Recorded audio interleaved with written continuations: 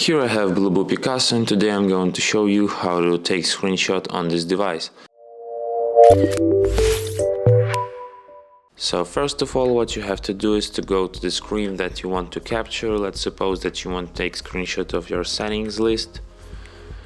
So next what you have to do is to tap power button and volume down at the same time to take a screenshot. Just like this. Let me show you one more time. Power button and volume down. And that's it. If you want to find your screenshot, you have to go to the gallery, to the screenshot album, and here you have your screenshot. You can share, edit or delete it from here.